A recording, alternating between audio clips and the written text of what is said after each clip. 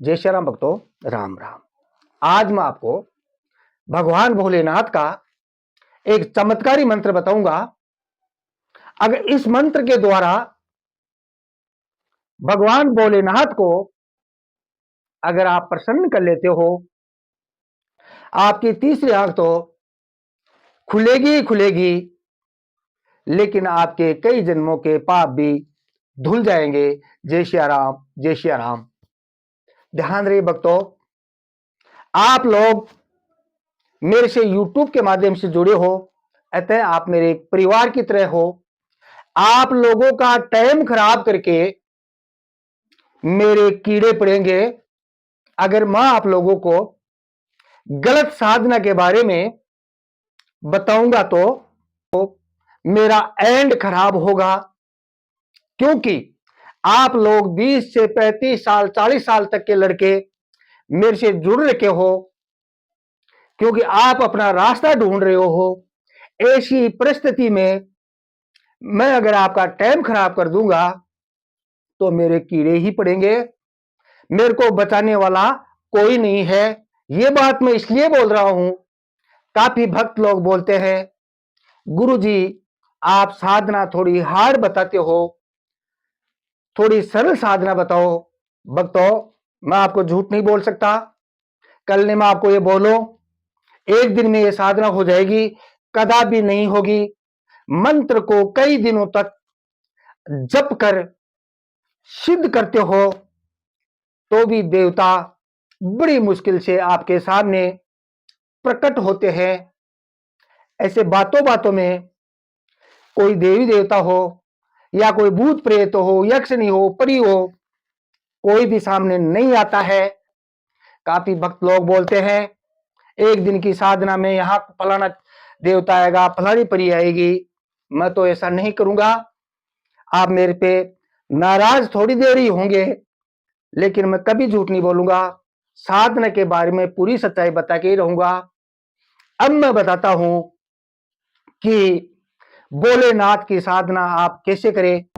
भगवान भोलेनाथ की साधना करने का आपको दो तरीका बताऊंगा। एक तो वैराग्य में रहकर अगर आप साधना करते हो, उनका तरीका थोड़ा अलग है। और अगर गृहस्थी में रहकर अगर आप साधना करते हो, उनका तरीका अलग है। सबसे पहले बताता हूं, अगर आप बाबा हो, गृह गृहस्थी में नहीं हो, आपने वैराग्य धारण कर रखा है, आपको क्या करना होगा, ये सब करने की आपको कुछ भी आवश्यकता नहीं है। इस साधना के अंदर आपको ये सब दीपक जलाने की कोई आवश्यकता नहीं है, ये नारियल रखे हैं ऐसी भी कोई आवश्यकता नहीं है। ये भोलेनाथ की, ये तो हनुमान जी की फोटो है, इसकी जगह आपको भोलेनाथ की फोटो भी रखने की आवश्यकता नहीं है। अगर आप वैराग्य हो और वैराग धारण कर रखा है तो ये सब कुछ करने की कोई आवश्यकता नहीं है। आपको करना क्या होगा, आप जो मैं मंत्र बताऊं, इस मंत्र का अगर आप नदी के तट पर बैठकर आप साधना करते हो, सूर्य भगवान को साक्षी मानकर, तो आप सफल हो जाओगे। आपकी तीसरी आंख खुल जाएगी। ठीक है दोस्तों, अगर आप पीपल के नीचे बैठकर इस मंत्र का जप करते हो, सूर्य भगवान को साक्षी मानकर, तो भी आप साधना में सफल हो जाते हो। अगर आप बड़के पेड़ के नीचे बैठकर इस साधना को करते हो, तो भी आप साधना में सफल हो जाते हो। अगर आप शमशान में बैठकर इस साधना को करते हो, तो भी आप सफल हो जाते हो। आप लोगों को किसी धूप बत्ती करने की कोई आवश्यकता नहीं है। सूर्य भगवान को ही आप दीपक समझे तो आप साधना में सफल हो जाओगे। अगर आप गृह गृहस्थी में हो, इस साधना को करना चाहते हो, तो आपको क्या करना होगा, आपको ऐसा एक पाटा लाना है। ये ध्यान से देखिए, ये पाटा है ना, नीचे टेबल है। आपको दिखाने के लिए मैंने टेबल के ऊपर एक पाटा रखा है। ठीक है, ये 2 फुट लंबा है और 2 फुट चौड़ा है। ठीक है, ऐसा एक पाटा लेना है। ऐसे भोलेनाथ की एक फोटो आपको रख लेनी है। ठीक है, ऐसे ऐसे भोलेनाथ की फोटो या शिवलिंग का चित्र यहां आपको फोटो के द्वारा लगा लेना है। या तो फोटो रख लेना या शिवलिंग का चित्र आप लगा सकते हो। ठीक है, और उसके बाद में आपको देखो, मैं आपको हटा के बताता, ऐसा आपको लोटा लेना है। ठीक है, कई वीडियो में बता चुका हूं। ऐसा आपको लोटा लेना है और उसको पानी से भर लेना है। अगर आप गृह गृहस्थ में हो तो उसको पानी, ये अभी खाली है लेकिन आपको पानी से भर के ऐसा आपको ढक्कन लगाना है। ढक के ऊपर आपको स्वास्तिक जरूर बनाना है, ठीक है। कुमकुम से आपको स्वास्तिक बनाना है। स्वास्तिक बनाकर उसके ऊपर आपको थोड़े चावल रखने हैं और उसको ढक्कन को इसके ऊपर रखकर भोलेनाथ की मूर्ति और या शिवलिंग हो उसके सामने आपको रखकर ऐसा आपको दीपक जलाना है।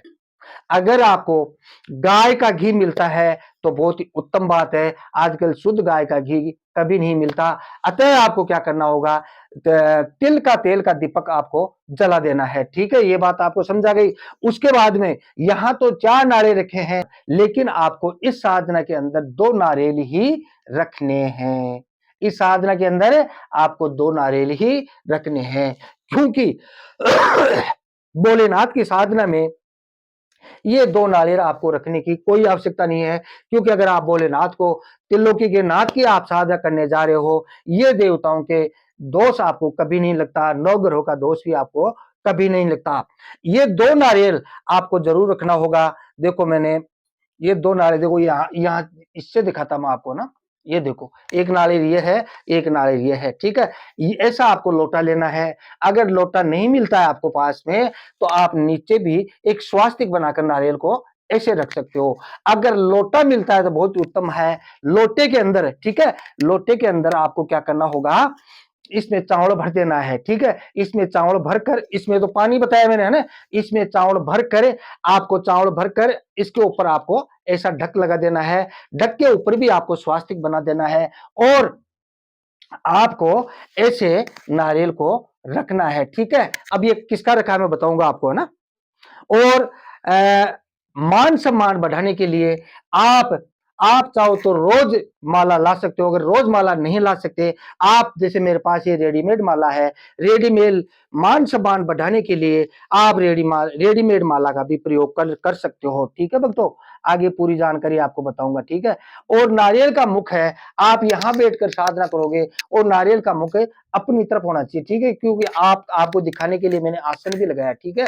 आपका नारियल का मुख इधर होना चाहिए। 1 और 2 नारियल ये भोलेनाथ की मूर्ति है और 1 और 2 नारियल आपको रखना जरूरी होता है। ये दो नारियल किसके रखे हैं, 1 और 2 नारियल किसके रखे हैं। पहला जो नारियल है आपके गुरु महाराज का, जो राइट हैंड में जो नारियल रखोगे वो आपके गुरु महाराज के नाम का नारियल आपको रखना है, ठीक है। ये नारियल रख दिया। ये जो नारियल है आपके पितरों के नाम का नारियल आपको रखना है, क्योंकि पितृ दोष हर घर में रहता है।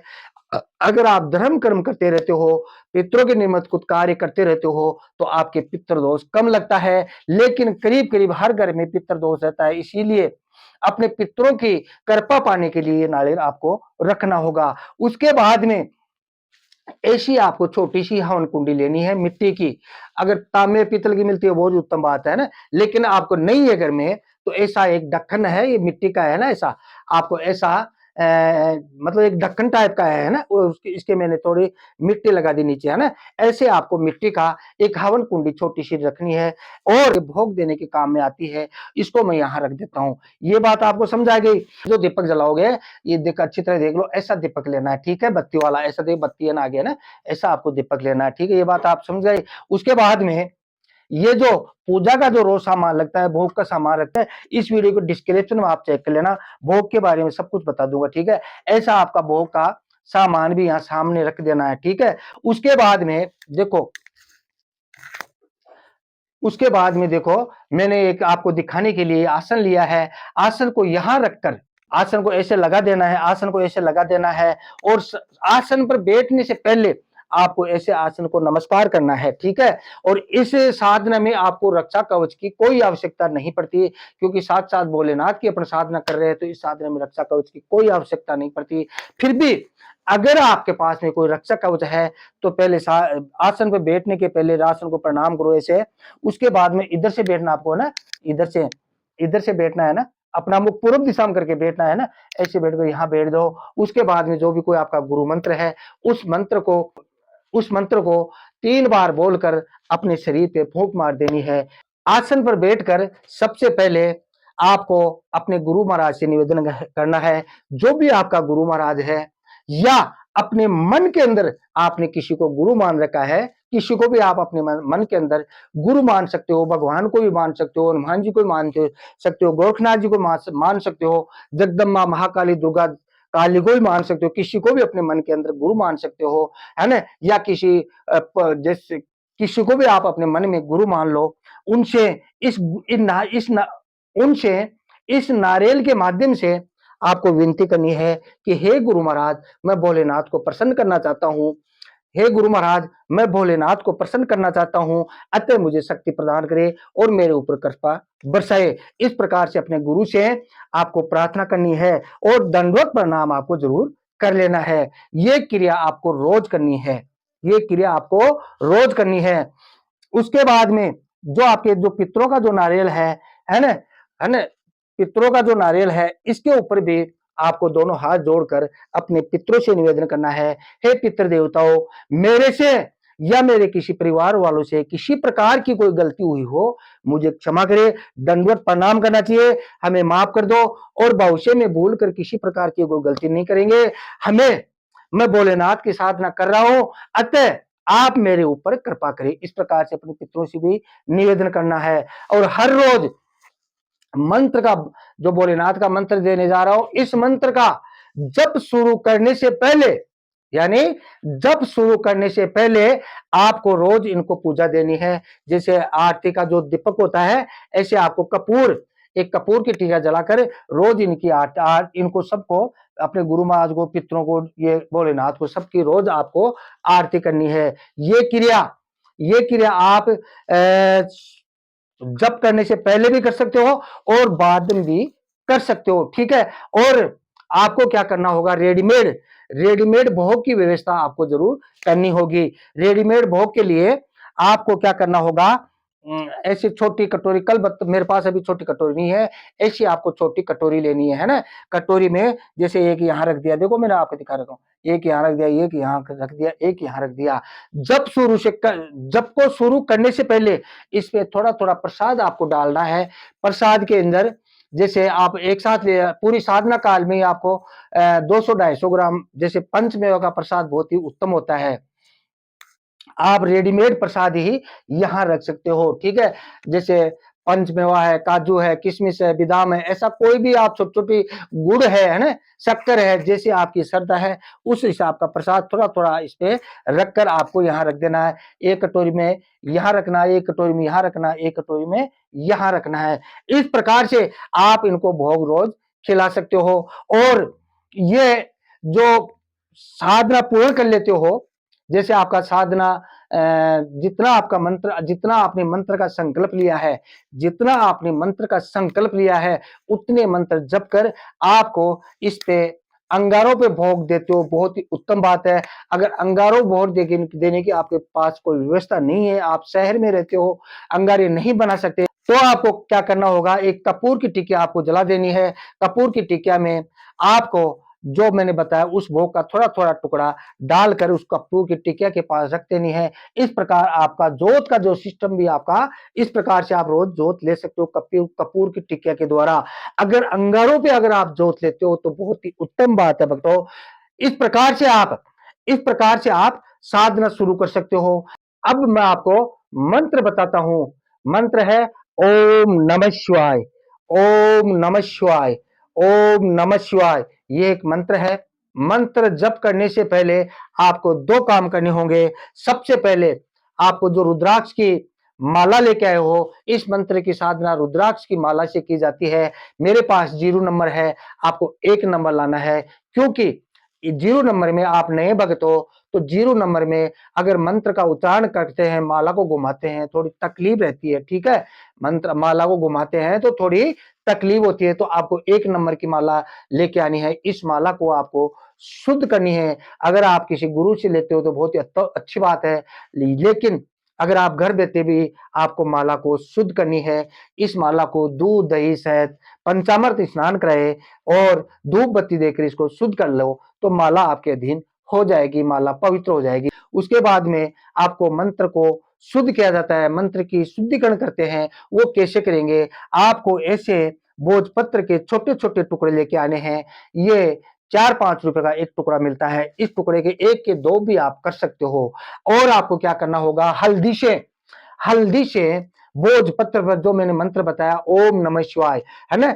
हल्दी से है ना, ओम नमः शिवाय मंत्र आपको इस भोजपत्र के टुकड़े पर लिखना है। ये थोड़ा बड़ा है, लेकिन आप इस चाहो तो इसके 4 टुकड़े भी आप कर सकते हो। छोटे-छोटे भोजपत्र के टुकड़े आप कर लेना और उस टुकड़े पर आपको 108 टुकड़ों पर ओम नमः शिवाय लिखकर आपको क्या करना होगा?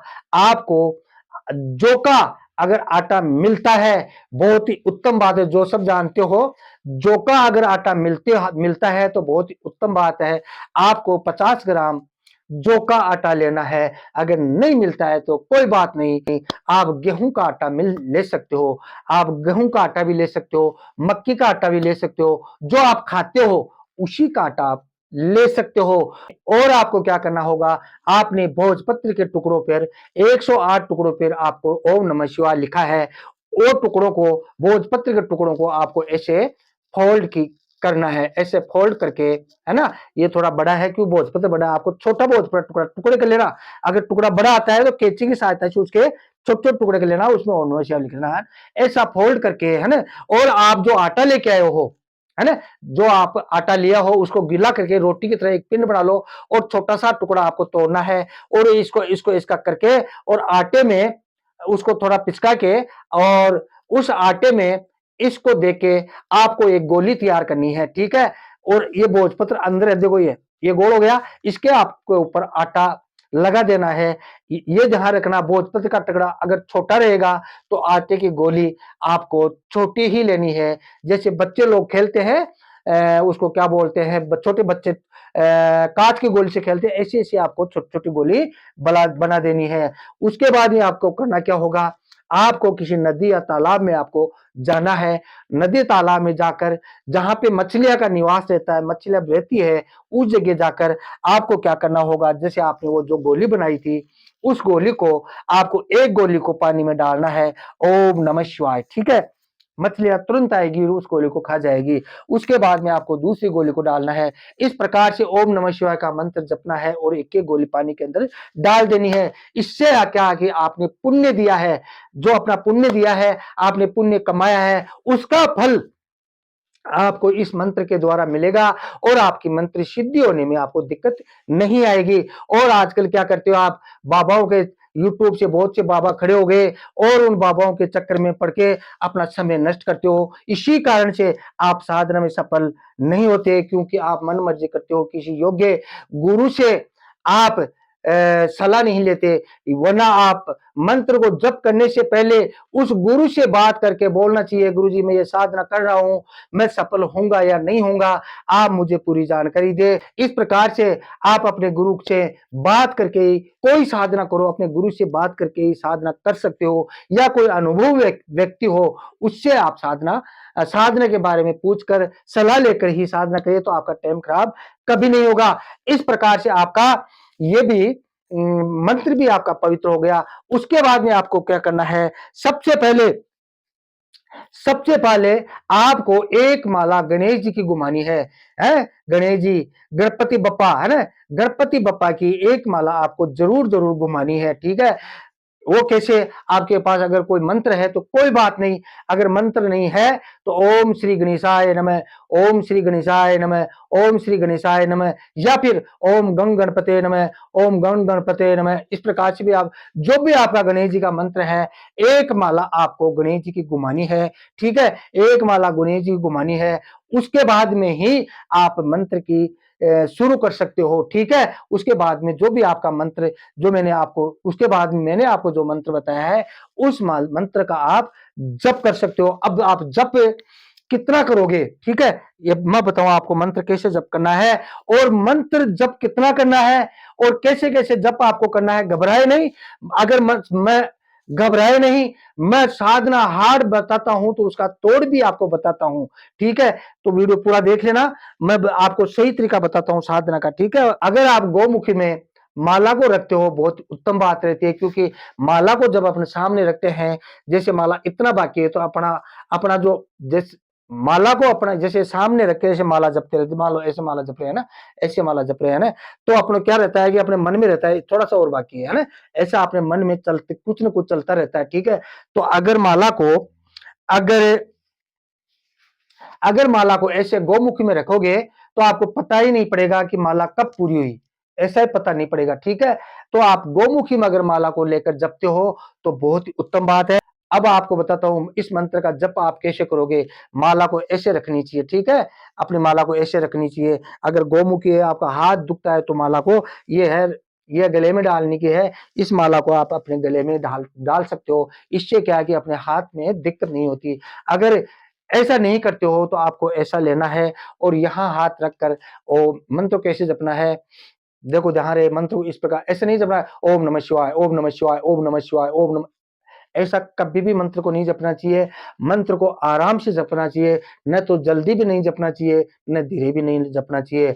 मंत्र इस प्रकार से जपे, ध्यान रहे इस साधना में आपको थोड़ा टाइम जरूर लग जाएगा, लेकिन आप साधना में सफल हो जाओगे। मंत्र को इस प्रकार जपना चाहिए, जैसे ओम नमः शिवाय, ओम नमः शिवाय, ओम नमः शिवाय।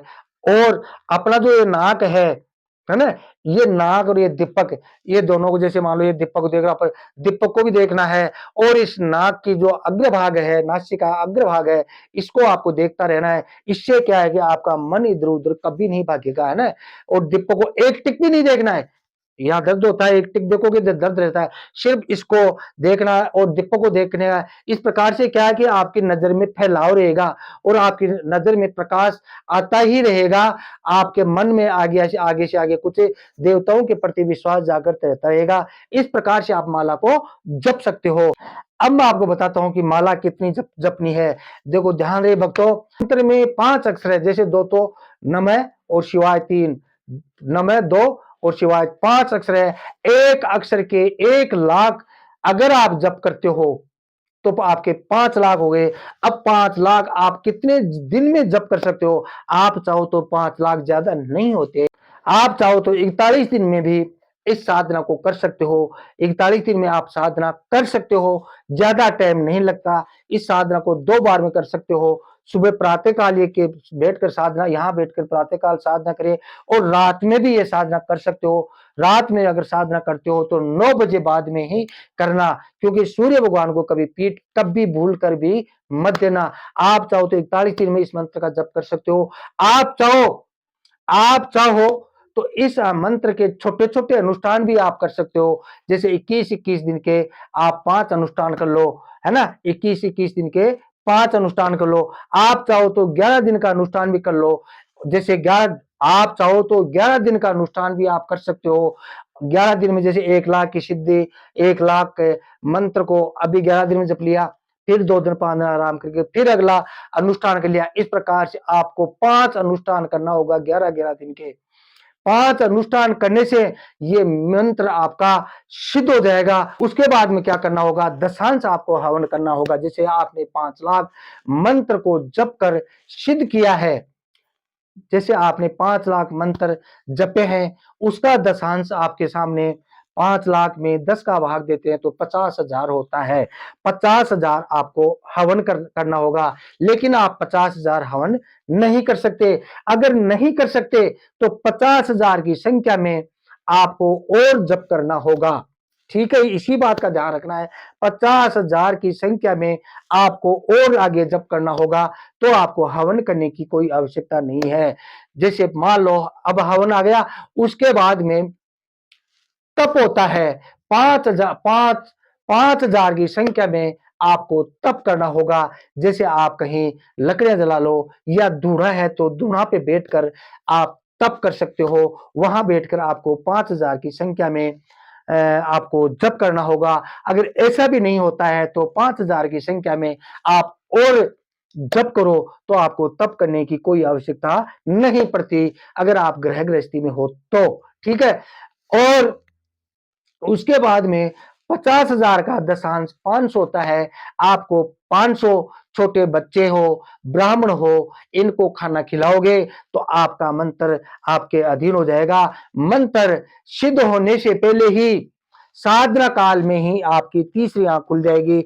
मैं आपसे वादा करता हूं, मैं आपको विश्वास करता हूं, साधना काल में ही आपकी तीसरी आंख खुल जाएगी। मेरे पे विश्वास करके आप साधना शुरू कर दो। और अगर आप साधना करते हो तो मेरे नंबर है 9784809038। मेरे से कैसे बात करोगे?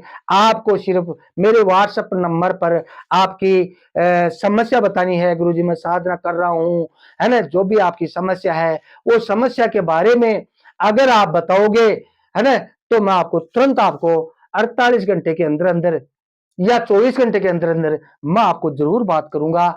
इस प्रकार से आप मेरे को बात कर सकते हो। पहले आप व्हाट्सएप में मेरे पास मैसेज भेजोगे और फिर मैं बात करूंगा आपको। ऐसे आप मेरे को परेशान मत करना। मैं आपसे हाथ जोड़कर निवेदन करता हूं, क्योंकि ऐसे मैं बात करूंगा तो मेरे पास कम से कम 2-3-4 हजार फोन आने लग जाएंगे। तो मैं हर आदमी से बात नहीं कर सकता। अपनी समस्या आप कमेंट में नहीं, मेरे व्हाट्सएप नंबर में अपनी समस्या अब मेरे व्हाट्सएप नंबर पर लिखकर भेजना। तो आपकी समस्या पढ़कर मैं तुरंत आपके पास कुछ ही समय में बात कर लूंगा। मैं आपसे हाथ जोड़कर विनती करता हूं, मेरे को छोटी छोटी बातों में फोन मत करना। इस प्रकार आप मेरे से बात करके सलाह ले सकते हो या फिर अपने गुरु से बात कर लेना। इस साधना में आप किसी को मन में भी गुरु मान लेते हो तो आप साधना में सफल हो सकते हो। आप देवताओं की गुरु बना सकते हो या खुद भोलेनाथ को ही अपना गुरु बना लो, है ना, या आपके मन में जो चल रहा है उसी को भी आप गुरु बना सकते हो। ये नारियल पे उनसे इस नारियल के माध्यम से उनसे विनती कर लेना और आपको गुरु की शक्ति आपके गुरु की शक्ति आपके पास में आ जाएगी। इस साधना को करने के बाद में ओम नमः शिवाय भोजपत्र पे लिखकर और किसी लॉकेट में डालकर अगर किसी को गले में पैर धारण करवाते हो तो उस व्यक्ति को देवताओं का दोष नहीं लगेगा, भूत प्रेत का दोष नहीं लगेगा, सारी समस्याओं का समाधान हो जाएगा। अगर भक्तों, अगर आप इस साधना को कर लेते हो तो आप में श्राप देने की शक्ति भी आ जाएगी और किसी को वरदान देने की शक्ति भी आप में आ जाएगी। इस प्रकार से मैंने प्रभु भोलेनाथ की साधना के बारे में बताया है। ज्यादा जानकारी के लिए आप मेरे व्हाट्सएप नंबर पर मैसेज करें और मैं आपको बात करके और भी आपको सलाह दे दूंगा। भगवान आपका भला करे। जय श्री राम, जय श्री राम।